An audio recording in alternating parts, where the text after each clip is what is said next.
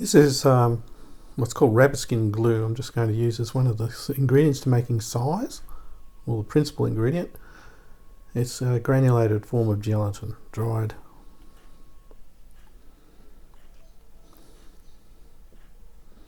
I normally use it measured out by volume, but you can measure it out by weight to get the right dilution factor. There's my little volume measurer that sort of gives you an indication of what 30 grams makes up to make a pint.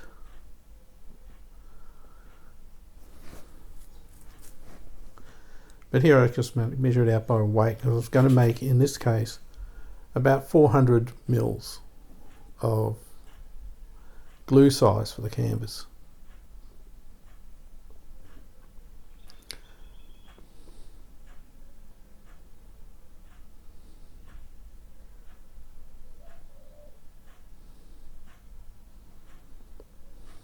It's actually quite a bit more than you think, really.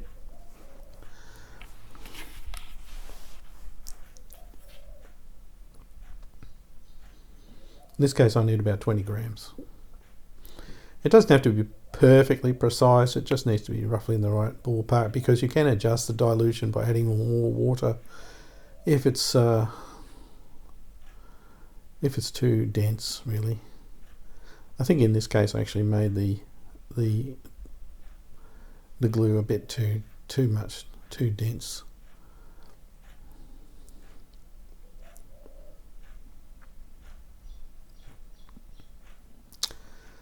Just taking 400 mils now of water to add to that, and then having added to it, it needs to be soaked for at least 3 hours, probably better overnight, to get a full amount of swelling in the glue.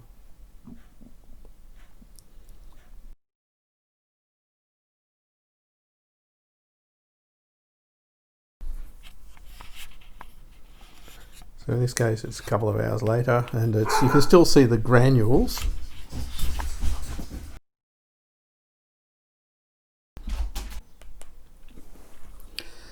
I just have to heat it slowly after it's been let to soak for a while. I just use a hot plate. You've got to be careful not to burn it. You can do it on a gas stove or just a stove if you want, but you just have to be incredibly careful not to burn it. And it doesn't have to get really hot, just sort of like a body temperature, just as long as it dissolves the granules.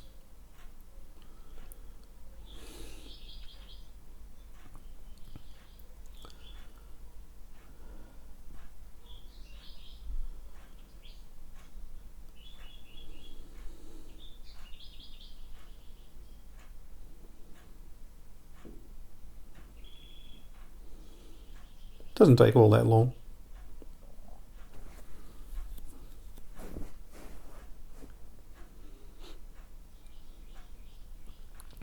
Here I had it in the fridge for a while now to just cool it down and harden it up.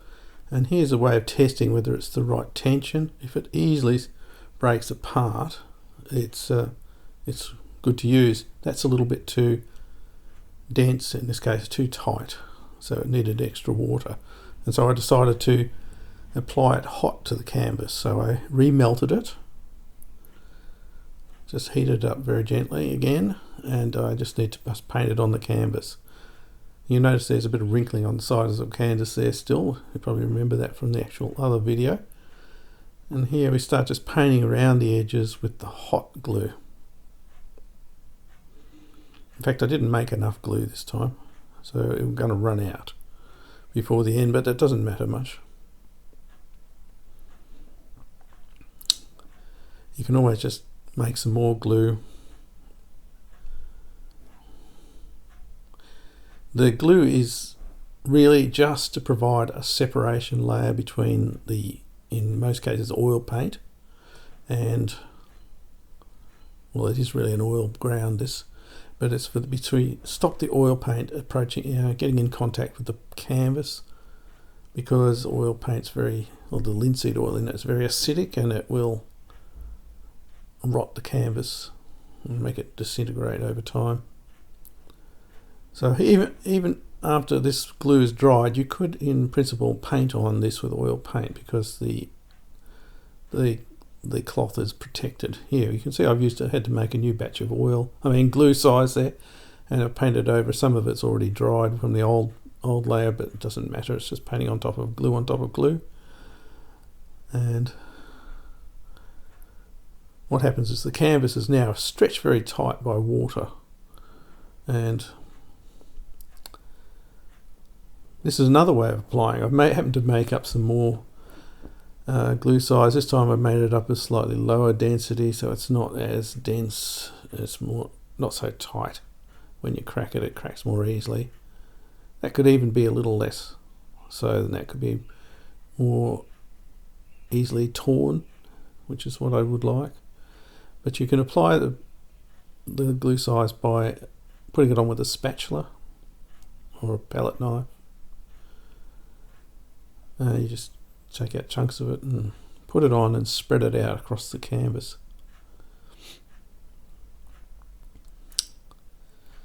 This has got some advantages over the previous method. It's not very difficult. It actually uses less glue to put it on this way, and it does a better job of separating actually, because when this goes on hot, it's sort of absorbed into the fibres to a large degree of the canvas, and so it sort of leaves gaps between the fibres.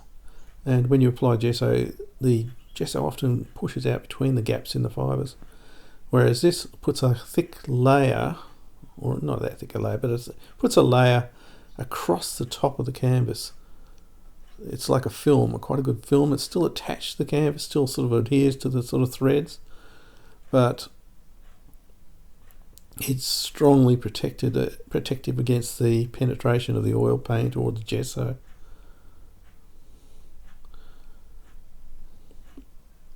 If you run with your hands a bit, it sort of warms up the glue and sort of makes it go on a bit more easily too.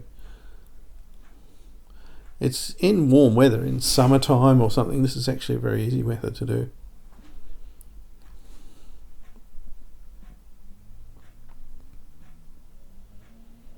Here I'm just forcing it down across into the top of the weave better, and just taking off all the excess glue. We don't need more than we want on there.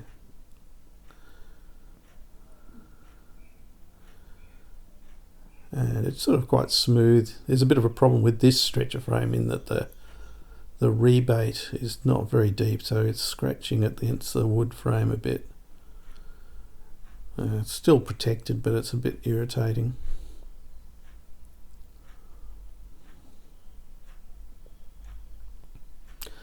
Like with the other method, the canvas becomes incredibly tight. It takes out any sort of like creases and stuff in it. In fact, if you happen to get a dent in a canvas, you can sort of wet the back of it and it'll generally pull out the dent. Right, this is how to make the emulsion for the actual ground, the white ground to paint on. As I said, you don't necessarily have to have it, but it's a good thing to do. This is a lovely ground to paint on. It requires an egg, and I'm just going to use marble dust. It's just calcium carbonate or whiting and linseed oil. And you could actually add some titanium dioxide or something if you want as well, and that will make it much more white and much more opaque. Marble dust is a little bit transparent. You have to use perhaps more of it, but it's very cheap. It's one of the cheapest sort of things you can use. Basically ground up limestone.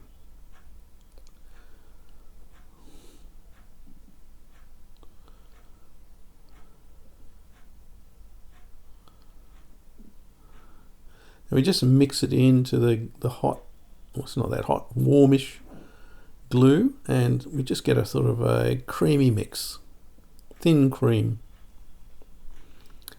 You don't need to measure a specific amount, you just do it by eye really. Then making sure that the temperature of that glue is not too hot before you put an egg in, because you don't want to cook the egg. You just want it to go in there and just be blended in and to form an emulsion. Eggs are terrific at blending oil into water, so that's why we put it in, particularly the egg white.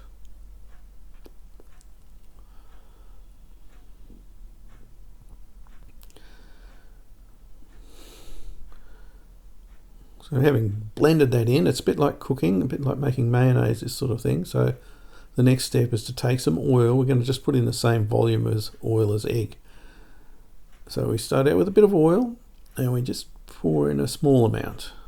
The same way you make mayonnaise, you start out a small amount and just blend it in. And you shouldn't see any drops forming on the surface when you stop whisking it. And just keep adding a little bit more at a time for a while, and then at a certain point you reach a magic sort of point where you can just chuck in the whole lot. There's no reason to sort of hold back. As I said, in this case I'm only going to use about 1 volume of an egg in oil. You could use a bit more if you want. You could use two volumes of egg. In this case, all it does is it makes the ground a little bit more flexible, a little less absorbent of oil paint. And this is one reason why you do this sort of ground, is you don't want a pure ground made out of just lime, whiting and glue, because it's sort of both is brittle and not very good on canvas. So it's all right on a board, but it also absorbs oil from the paint very quickly, so the paint seems to drag and dries out awfully fast. Whereas this sort of holds the rate at which it draws out the oil very down to a nice rate, so the surface feels nice and smooth and gentle to paint on. There's my dried out canvas. You can still see where the edge of the oils mix, the sides. Now we just start painting on again from the edges, keeping that glue size warm. It paints on better when it's like warm, otherwise it'll set just like the glue.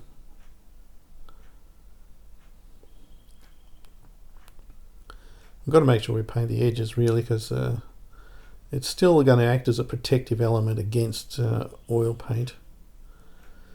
The more oil you add to the mixture, although it becomes more flexible and it absorbs less oil from the oil painting on top, it does have a problem as it goes yellow slightly, and it can get a little bit ugly after a while, so you don't need to add too much. I mean, you could do this all just using an acrylic primer too if you wanted to. You don't have to use all this traditional method of doing it. It's just that this traditional method is somewhat nicer than the acrylic primers. Here between coats, we know we're going to do 3 coats in this case, although I only show 2. We need to sand it down. It's just a very quick, gentle sanding to take out any rough lumps. You find that the second coat and the third coat go on increasingly more easily, so that the paint doesn't drag, doesn't stick, and stays more fluid for longer. And it just gets increasingly more opaque. Whether you want it to make perfectly opaque, it doesn't matter. You can go as many coats as you like to make it really nice and dense and opaque. I prefer it sort of somewhat thinner. I don't mind it being a little bit transparent, and it also lets a bit of the thread from the canvas come through, which acts as a bit of a tooth. There's a close-up of it.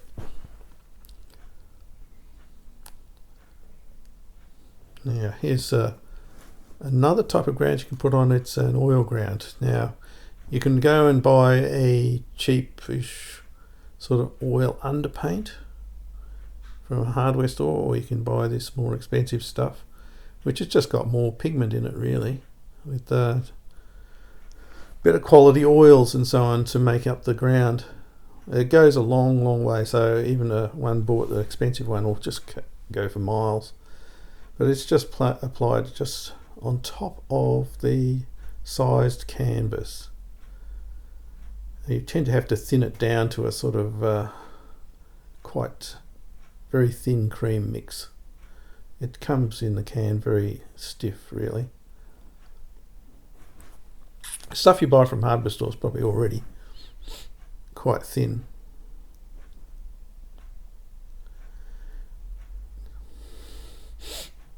Now the advantage of this ground is that it's pretty nearly non-absorbent, so that when you paint over it with oil paint, it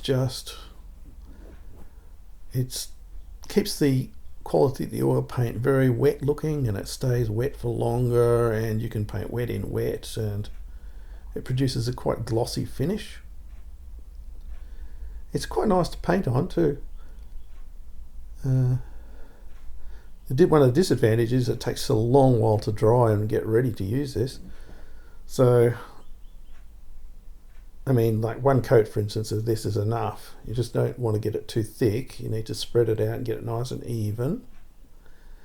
And